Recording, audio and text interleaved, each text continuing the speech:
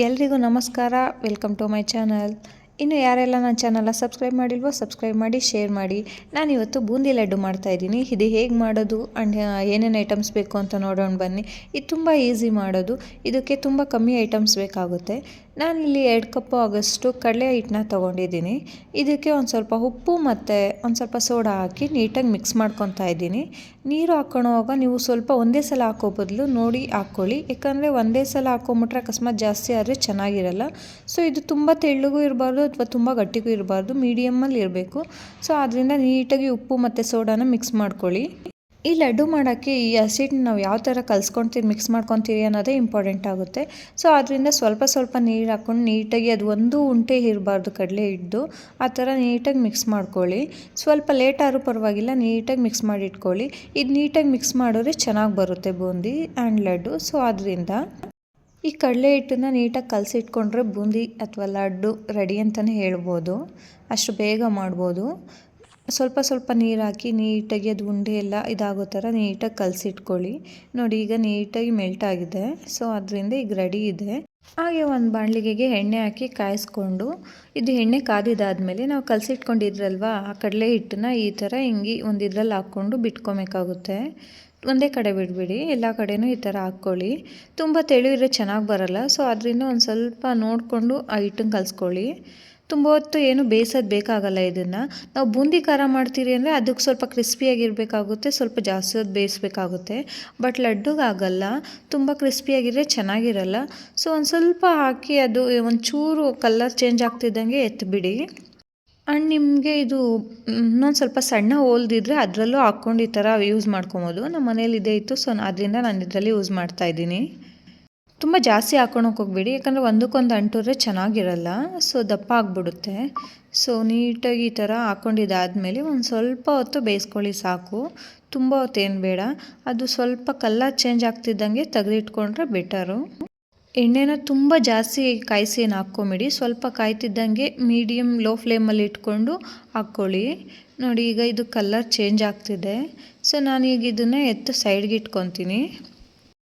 ಈ ಹಬ್ಬಗಳ ಟೈಮಲ್ಲಿ, ವರಲಕ್ಷ್ಮಿ ಹಬ್ಬ ಆ ಥರ ಟೈಮಲ್ಲೆಲ್ಲ ನಾವು ಹೊರಗಡೆಯಿಂದ ತರೋ ಬದಲು ಮನೇಲೇ ಈ ಥರ ಮಾಡಿಕೊಂಡ್ರೆ ಬೇಗನೂ ಮಾಡ್ಬೋದು ಆ್ಯಂಡ್ ತುಂಬ ಕಮ್ಮಿ ಐಟಮ್ಸಿಂದನೂ ಮಾಡ್ಬೋದು ಆ್ಯಂಡ್ ಚೆನ್ನಾಗೂ ಇರುತ್ತೆ. ಒಳ್ಳೆ ಆಯಿಲ್ ಹಾಕಿ ಯೂಸ್ ಮಾಡಿರ್ತೀರಲ್ವ, ಸೊ ಹೆಲ್ದಿಯಾಗೂ ಇರುತ್ತೆ. ಹೊರಗಡೆ ತಂದು ತಿನ್ನೋದಕ್ಕಿಂತ ಮನೇಲಿ ಮಾಡ್ಕೊಂಡೆ ತಿನ್ನೋದು ಬೆಟರು. ಈ ಥರ ನೋಡಿ ಈಗ ಕಲರ್ ಚೇಂಜ್ ಆಗಿದೆ. ಸೊ ಸ್ವಲ್ಪ ನಾವು ಇದನ್ನು ಮಾಡಿದ್ರೆ ಅದು ಕ್ರಿಸ್ಪಿಯಾಗಿರಬಾರ್ದು. ಅದನ್ನು ಈ ಥರ ಪ್ರೆಸ್ ಮಾಡಿ ನೋಡಿದ್ರೆ ಒಂದು ಸ್ವಲ್ಪ ಹಸಿ ಹಸಿ ಥರನೇ ಇದ್ರೇ ಚೆನ್ನಾಗಿ ಬರುತ್ತೆ ಲಡ್ಡುಗೆ. ಸೊ ನೋಡ್ಕೊಳ್ಳಿ ನೀವು.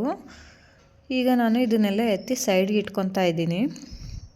ಇದರಲ್ಲಿ ಎಣ್ಣೆ ಸ್ವಲ್ಪ ಹಿಂಗೆ ನೀಟಾಗಿ ಸೋರೋವರೆಗೂ ಇದ್ಬಿಟ್ಟು ಆಮೇಲೆ ಎತ್ಕೊಳ್ಳಿ. ಯಾಕಂದರೆ ಎಣ್ಣೆ ಜಾಸ್ತಿ ಇದ್ದರೆ ನೆಕ್ಸ್ಟು ಲಡ್ಡು ಕಟ್ಟೋಗಿ ಎಣ್ಣೆ ಎಲ್ಲ ಕೈಗೆ ಬರುತ್ತೆ. ಸೊ ಅದರಿಂದ ನೀವು ಆದಷ್ಟು ಲಡ್ಡು ಮಾಡೋವಾಗೆಲ್ಲ ಈ ಥರ ಕಮ್ಮಿ ಉರಿಯಲ್ಲಿ ಇಟ್ಕೊಂಡೇ ಹಾಕ್ಕೊಳೋದು ಬೆಟರು. ಅದು ಇಲ್ಲಾಂದರೆ ಬೇಗ ಬೆಂದ್ಬಿಡುತ್ತೆ, ಆ ಕ್ರಿಸ್ಪಿ ಆದರೆ ಚೆನ್ನಾಗಿರಲ್ಲ. ಸೊ ಅದರಿಂದ ಇದನ್ನೆಲ್ಲ ಬೇಯಿಸಿ ಎತ್ತಿಟ್ಕೊಂಡಿದ್ದಾದಮೇಲೆ ನಾನೀಗ ಸಕ್ಕರೆ ಪಾಕನ ರೆಡಿ ಮಾಡ್ಕೊಬೇಕಾಗುತ್ತೆ. ಇಲ್ಲಿ ನಾನು 2 ಕಪ್ ಆಗೋಷ್ಟು ಕಡಲೆ ಹಿಟ್ಟು ತೊಗೊಂಡಿದ್ನಲ್ಲ, ಅದೇ ಕಪ್ಪಲ್ಲಿ 2 ಕಪ್ ಆಗೋಷ್ಟು ಸಕ್ಕರೆನ ಹಾಕ್ಕೊತಾ ಇದ್ದೀನಿ. ಇದಕ್ಕೆ 1 ಕಪ್ ಆಗೋಷ್ಟು ನೀರು ಹಾಕ್ಕೊಂಡು ನೀಟಾಗಿ ಸಕ್ಕರೆ ಪಾಕ ಮಾಡ್ಕೊತೀರಿ. ಒಂದೆಳೆ ಪಾಕ ಅಂತಾರಲ್ಲ, ಆ ಥರ ಬಂದರೆ ಸಾಕು. ಹಾಗೆ ಇದಕ್ಕೆ ಸ್ವಲ್ಪ ನಾನು ಏಲಕ್ಕಿನೂ ಹಾಕ್ಕೊತೀನಿ. ಇದು ಕಾಯಿಸಿ ಒಂದು ಸ್ವಲ್ಪ ಕುದಿ ಬಂದಿದ್ದಾದಮೇಲೆ ಈ ಥರ ಮಿಕ್ಸ್ ಮಾಡಿಕೊಂಡು ಟೆಸ್ಟ್ ಮಾಡ್ಕೊಬೇಕಾಗುತ್ತೆ. ತುಂಬ ಏನು ಗಟ್ಟಿ ಆಗೋಂಥದ್ದು ಬೇಕಾಗಿಲ್ಲ. ಸ್ವಲ್ಪ ಒಂದೆಳೆ ಪಾಕ ಬರ್ತಿದ್ದಾಗೆ ನಾನು ಒಂದು ಸ್ವಲ್ಪ ಅದೇ ಹೇಳಿದ್ನಲ್ವ, ಏಲಕ್ಕಿ ಮಿಕ್ಸ್ ಮಾಡ್ಕೊಂಡಿದ್ದಾದಮೇಲೆ ಒಂದು ಸ್ವಲ್ಪ ಹೊತ್ತು ಈ ಥರ ಕಾಯಿಸ್ಕೊತೀನಿ. ನೋಡಿ ಪಾಕ ಆಲ್ಮೋಸ್ಟ್ ರೆಡಿ ಇದೆ. ಸೊ ಈಗ ನಾವು ಎತ್ತಿಟ್ಕೊಂಡಿರಲ್ಲ ಎಣ್ಣೆಲಿ ಕರೆದು ಆ ಕಡಲೆ ಹಿಟ್ಟಿನ ಇದನ್ನು ಹಾಕ್ಕೊತೀರಿ. ಈಗ ಇದನ್ನು ಹಾಕ್ಕೊಂಡು ನೀಟಾಗಿ ಸ್ವಲ್ಪ ಅದು ಪಾಕ ಎಲ್ಲ ಅದಕ್ಕೆ ಇಟ್ಕೊಳೋವರೆಗೂ ಬೇಯಿಸ್ಕೊಬೇಕಾಗುತ್ತೆ. ಹಾಗೆ ಮೊದಲೇ ನಾನು ಡ್ರೈ ಫ್ರೂಟ್ಸ್ ಅಂದರೆ ದ್ರಾಕ್ಷಿ ಗೋಡಂಬಿನ ತುಪ್ಪದಲ್ಲಿ ಬೇಯಿಸಿಟ್ಕೊಂಡಿದ್ದೆ. ಅದನ್ನು ಇವಾಗ ಹಾಕ್ಕೊತಾ ಇದ್ದೀರಿ. 1-2 ಲವಂಗನೂ ಹಾಕಿದ್ದೆ ಅದ್ರ ಜೊತೆಗೆ. ಅದನ್ನು ಹಾಕ್ಕೊಂಬಿಟ್ಟು ಇದು ಸಕ್ಕರೆ ಪಾಕ ಎಲ್ಲ ಹೀರೋವರೆಗೂ ಒಂದು ಸ್ವಲ್ಪ ಲೋ ಫ್ಲೇಮಲ್ಲೇ ಇಟ್ಕೊಂಡು ಬೇಯಿಸ್ಕೊಬೇಕಾಗುತ್ತೆ. ಲೋ ಫ್ಲೇಮಲ್ಲೇ ಇಟ್ಕೊಂಡು ಇದು ಮಿಕ್ಸ್ ಮಾಡ್ಕೊಳ್ಳಿ. ಇದು ನೋಡಿ ನೀರೆಲ್ಲ ಹೀರ್ಕೊಬೇಕು, ಅಲ್ಲಿವರೆಗೂ ಲೋ ಫ್ಲೇಮಲ್ಲೇ ಬೇಯಿಸ್ಕೊಬೇಕಾಗುತ್ತೆ. ಆಲ್ಮೋಸ್ಟು ಲಡ್ಡು ರೆಡಿಯಾಗಿದೆ. ಆ್ಯಂಡ್ ಇದು ಬೂಂದಿನೂ ಇದೇ ಥರ ಮಾಡೋದು. ಸೊ ಅದರಿಂದ ಎರಡು ಒಂದೇ ಥರ ಮಾಡೋದು. ಬಟ್ ನಾವೇನಪ್ಪ ಅಂದರೆ ಬೂಂದಿಗೆ ಹಾಗೆ ಬಿಡ್ತೀರಿ, ಅದು ಮಿಕ್ಸ್ ಆದಮೇಲೆ ಈ ಲಡ್ಡುಗೆ ಲಡ್ಡು ಥರ ಮಾಡ್ಕೊತೀವಿ. ತುಂಬ ಈಸಿಯಾಗಿ ಆರಾಮಾಗಿ ಮನೆಯಲ್ಲೇ ಮಾಡ್ಬೋದು. ಟ್ರೈ ಮಾಡಿ ನೋಡಿ ನೆಕ್ಸ್ಟು ನೀವು. ನೋಡಿ ನೀರೆಲ್ಲ ಸ್ವಲ್ಪನೇ ಇರ್ತಾ ಕಮ್ಮಿ ಆಗ್ತಿದೆ, ಡ್ರೈ ಆಗಿದೆ. ಸೊ ಇದು ಚೆನ್ನಾಗಿ ಹೀರ್ಕೊಂಡಿದ್ದೆ ಸಕ್ಕರೆ ಪಾಕನ. ಒಂದು ಸ್ವಲ್ಪ ಇನ್ನೊಂದು ಚೂರು ಡ್ರೈ ಆಗ್ತಿದ್ದಂಗೆ ಸೈಡ್ಗೆ ಇಟ್ಕೊಂಡ್ರೆ ಆಯಿತು. ನಾವು ತುಂಬ ಬಿಸಿಯಲ್ಲಿದ್ದಾಗ ಲಡ್ಡುನ ಕಟ್ಟೋಕ್ಕೂ ಕೈಗೂ ಹತ್ತುತ್ತಲ್ವ. ಸೊ ಆದ್ದರಿಂದ ಒಂದು ಸ್ವಲ್ಪ ಆರಿಸ್ಬಿಟ್ಟು ಆಮೇಲೆ ಲಡ್ಡು ಮಾಡಿಕೊಂಡ್ರೆ ರೆಡಿ.